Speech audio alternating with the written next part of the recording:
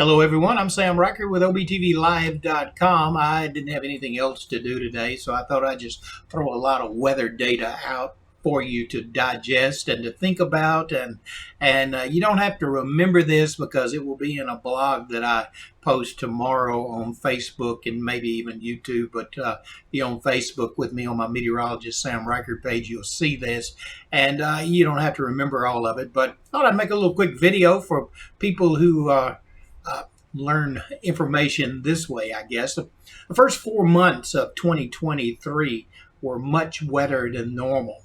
May has come in as one of the driest ones in years. In fact, it's the driest May since I've been keeping local records, which dates back to 2009. Now, some of you that experienced the heavy downpours last Saturday, particularly in Marshall County and even over in western DeSoto County, are going to dispute the facts that I'm telling you right now. So this data is pertinent to my location. All the data that I have accumulated comes from my weather stations that are located at my home location.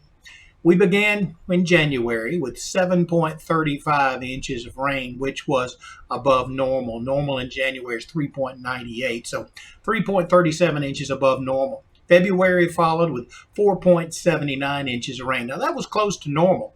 Normal or average is 4.39 in Memphis. Now, March's average is 5.16 inches of rain, but we had 10.69 inches of rain recorded here in Olive Branch in March. April averages 5.50 inches of rain.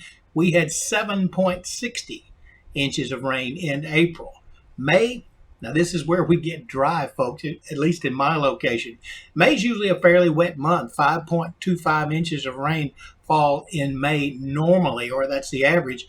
I've only recorded 1.54 inches at my location. So after the first 4 months being 10 or 11 inches above normal with rain, we go 3.71 inches below normal with rain for a 5-month total. Average for this time of year would be 24.28 inches.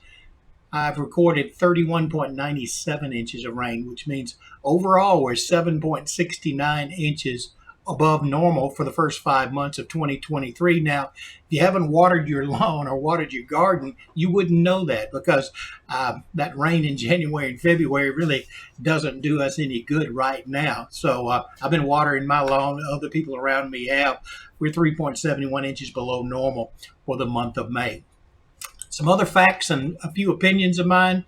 Here's some facts. Now, this data, a lot of this data, the average data, and other data comes from my friend Eric Procius' website at memphisweather.net. So you might want to go over there and look at that. But the wettest year ever recorded in Memphis, 1957, with 76.85 inches of rain.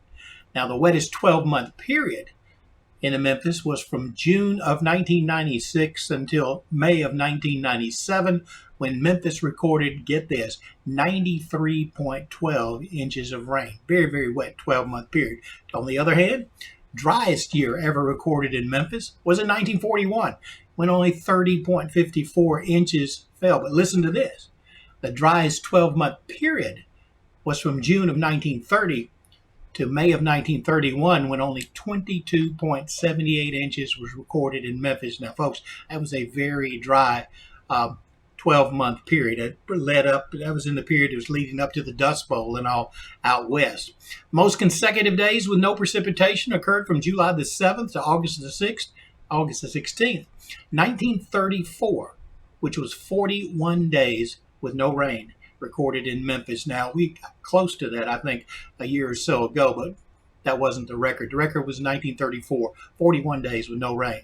Now, May is usually a wet month, and that's because we have thunderstorm activity. We also still have some fronts moving through the area because it's late spring, early summer.